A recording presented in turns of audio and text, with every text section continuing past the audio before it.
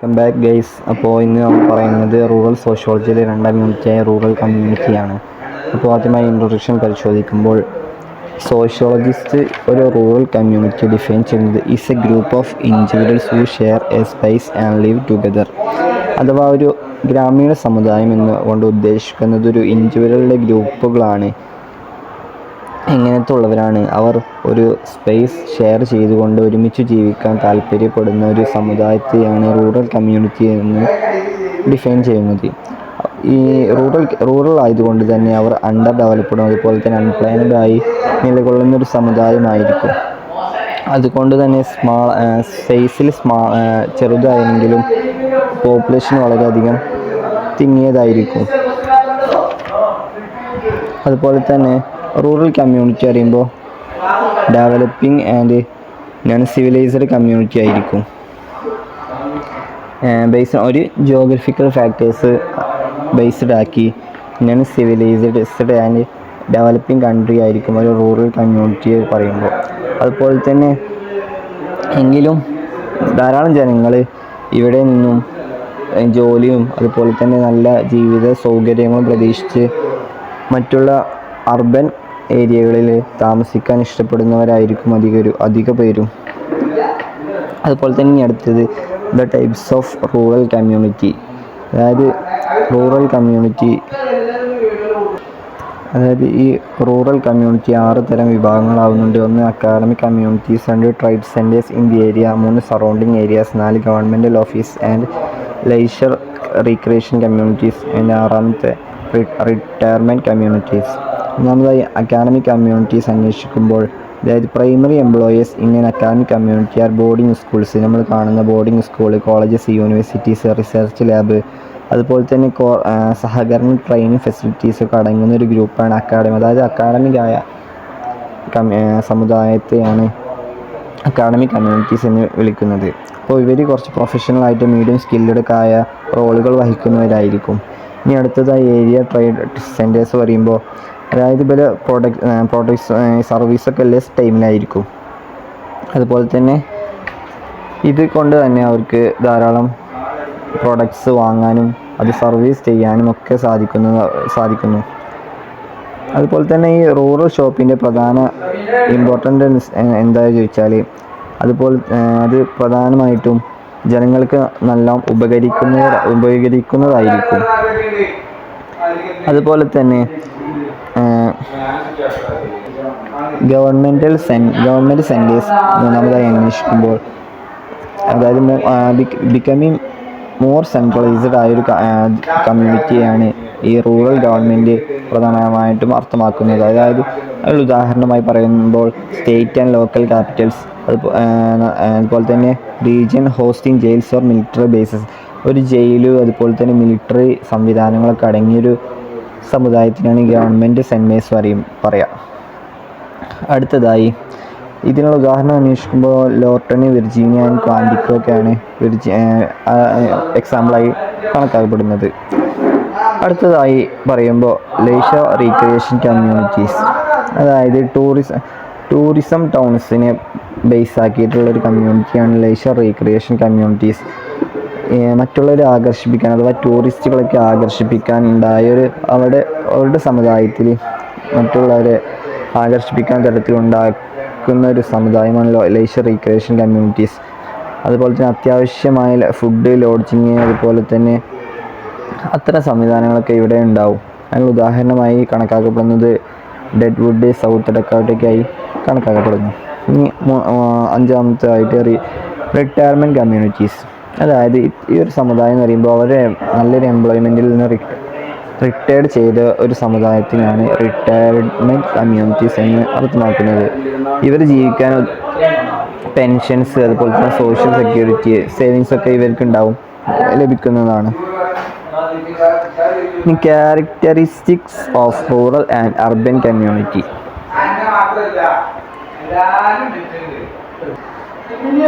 അപ്പോൾ നമ്മൾ കമ്മ്യൂണിറ്റി എങ്ങനെയാണ് ഡിഫൈൻ ചെയ്തതെന്ന് വെച്ചാൽ ഒരു group of individuals who long resided together, അത് ഒരുമിച്ച് ദീർഘകാലം ജീവിച്ച ഒരു പർട്ടിക്കുലർ റീജിയണിൽ കൂടുതൽ കാലം ജീവിച്ച ഒരു സമുദായത്തെയാണ് ഈ കമ്മ്യൂണിറ്റിയെ ഡിഫൈൻ ചെയ്യുന്നത്.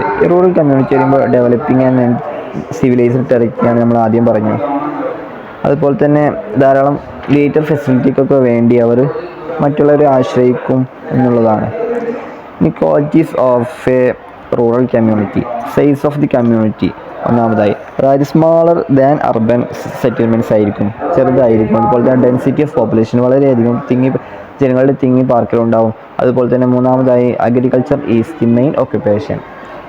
മെയിനായിട്ടുള്ള ജോലി അന്വേഷിക്കുമ്പോൾ അഗ്രികൾച്ചർ ആയിരിക്കും. നാലാമതായി ക്ലോസ് കോണ്ടാക്ട് വിത്ത് നാച്ചർ, പ്രകൃതിയുമായി നല്ല അടുത്ത ബന്ധം സ്ഥാപിക്കുന്നവരായിരിക്കും. അതുപോലെ തന്നെ ഹോമോജിനിറ്റി ഓഫ് പോപ്പുലേഷൻ, അതായത് അധികമുള്ള വർക്കുകളും അതുപോലെ തന്നെ അഗ്രികൾച്ചർ പരമായിട്ടുള്ളതായിരിക്കും ഇവരുടെ ജോലിയൊക്കെ മെയിനായിട്ട് വരിക. പിന്നെ സോഷ്യൽ സ്ട്രാറ്റിഫിക്കേഷൻ, അതായത് ഈ സാമൂഹിക ശ്രേണീകരണം. എങ്ങനെ? കാസ്റ്റ് എന്നുള്ളത് ഒരു ട്രഡീഷണൽ ഫീച്ചറാണ് റൂറൽ സിവിലൈസേഷൻ്റെ. അപ്പോൾ ഈ കാസ്റ്റ് ബേസ് ചെയ്തിട്ടായിരിക്കും ഇവരുടെ താമസവും അതുപോലെ തന്നെ മറ്റു കാര്യങ്ങളും.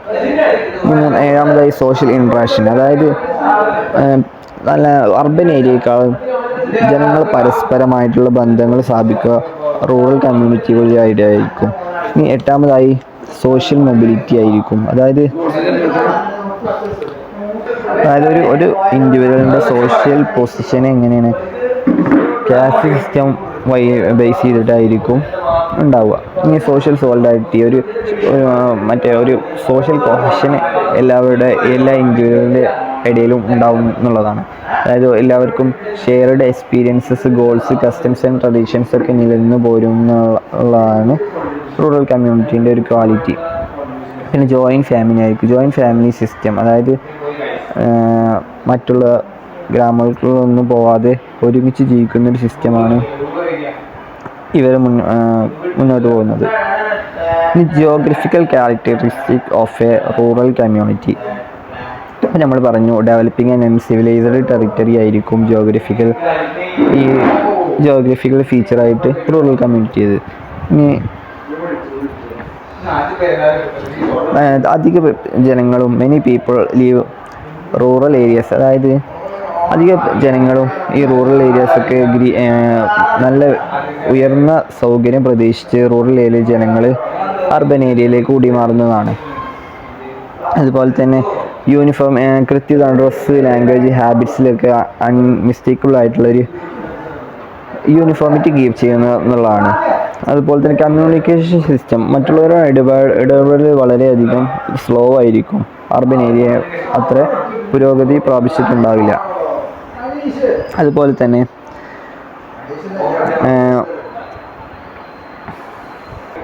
അപ്പോൾ റൂറൽ ഏരിയകളിൽ വളരെയധികം ടെക്നോളജികളൊക്കെ കുറവായത് കൊണ്ട് തന്നെ ഒരു കൾച്ചറിൽ, ട്രഡീഷനിലൊക്കെ മാറ്റം വളരെയധികം പരിമിതമായിരിക്കും.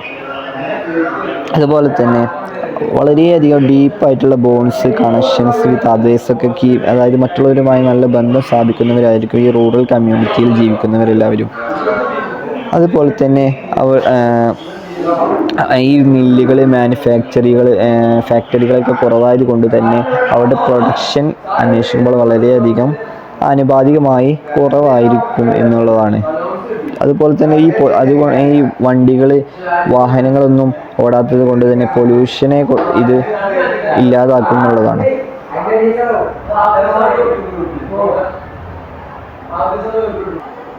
ഇനി നേരെ വിപരീതമായി അർബൻ കമ്മ്യൂണിറ്റിയുടെ ക്യാരക്ടറിസ് അന്വേഷിക്കുമ്പോൾ അർബൻ കമ്മ്യൂണിറ്റി അറിയുമ്പോൾ റൂറൽ കമ്മ്യൂണിറ്റിയിൽ നിന്നും വ്യത്യസ്തമായി ഡെവലപ്ഡ് സിവിലൈസ്ഡ് പ്ലേസ് ആയിരിക്കും ഇവർക്കുണ്ടാവുക. അതായത് ഡെവലപ്പ് ചെയ്തുകൊണ്ടിരിക്കുന്ന ഒരു കമ്മ്യൂണിറ്റി ആയിരിക്കും അർബൻ കമ്മ്യൂണിറ്റി. അതുകൊണ്ട് തന്നെ ധാരാളം തൊഴിലവസരങ്ങളും മറ്റും ഇവർക്ക് കരസ്ഥമാക്കാനാകും. മറ്റുള്ള റൂറൽ ഏരിയകളിലേക്കാൾ ഇവർക്ക് ജോലി അവസരങ്ങൾ കൂടുതലായിരിക്കും. മൊത്തത്തിലൊരു തിങ്ങി പാർക്കുന്നതിനപ്പുറം കുറച്ച് ലാവിഷായി ധാരാളം സ്പേസൊക്കെ ഉപയോഗിച്ച് ജീവിക്കുന്നവരായിരിക്കും ഇവർ. അതുപോലെ തന്നെ ചിലവരൊക്കെ റൂറൽ ഏരിയാസിൽ നിന്ന് നല്ലൊരു ജോലി പ്രതീക്ഷിച്ച് കുടിയേറി വന്നവരായിരിക്കും. അപ്പോൾ ഈ ഒരു അർബൻ ആയതുകൊണ്ട് തന്നെ ധാരാളം തൊഴിലവസരങ്ങൾ ഉണ്ടായതുകൊണ്ട് തന്നെ അവർക്ക് സമ്പത്ത് മണി സ്വന്തമാക്കാൻ എളുപ്പമായിരിക്കും എന്നുള്ളതാണ്. അവിടെ തന്നെ ഡിഫറെൻ്റ് ആയിട്ടുള്ള ലാംഗ്വേജ് കസ്റ്റംസ് ഒക്കെ കീപ്പ് ചെയ്ത് പോരുന്നവരായിരിക്കും. വ്യത്യസ്തമായിട്ടുള്ളൊരു ലാംഗ്വേജ് സ്വന്തം കസ്റ്റംസ് രീതി കൾച്ചറൊക്കെ ഉണ്ടാവും ഒരു അർബൻ കമ്മ്യൂണിറ്റി ആകുമ്പോൾ. അതുപോലെ തന്നെ ഈ എഡ്യൂക്കേഷന് നമ്മൾ എന്തായാലും അറിഞ്ഞിരിക്കേണ്ട എഡ്യൂക്കേഷന് അതുപോലെ തന്നെ ടെക്നോളജികളൊക്കെ അവിടെ ഉണ്ടായിരിക്കും എന്നുള്ളതാണ്. അതുപോലെ തന്നെ ഫോർമലായിട്ടുള്ളൊരു സോഷ്യൽ ലൈഫ് അവിടെ ഉണ്ടാവും എന്നുള്ളതാണ്. അതുപോലെ തന്നെ നല്ല ഫാക്ടറികളും മില്ലുകളും ഉണ്ടായതുകൊണ്ട് തന്നെ പ്രൊഡക്ടിവിറ്റി റൂറൽ ഏരിയാസിനെ സംബന്ധിച്ച് വളരെയധികം ഹ്യൂജ് ആയിരിക്കും, നല്ല ഉണ്ടാവും എന്നുള്ളതാണ്. പക്ഷേ അവരുടെ ഈ കമ്മ്യൂണിക്കേഷൻ അന്വേഷിക്കുമ്പോൾ വലിയ ഫ്രണ്ട്ലിയാണ്. റൂറൽ കമ്മ്യൂണിറ്റിയുടെ അത്ര കമ്മ്യൂണിക്കേഷനൊന്നും അവരുടെ ഇടയിൽ വരുന്നില്ല എന്നുള്ളതാണ് വാസ്തവം. അതുപോലെ തന്നെ അവർക്ക് സ്വയം പര്യാപ്തരായിരിക്കും. റൂറൽ ഏരിയയെ ബേസ് ചെയ്ത് ജീവിക്കേണ്ട ഒരു ആവശ്യം അവർക്കുണ്ടാവില്ല എന്നുള്ളതാണ് ഈ പാഠത്തിലൂടെ മൊത്തം പറയുന്നത്. Thank you guys.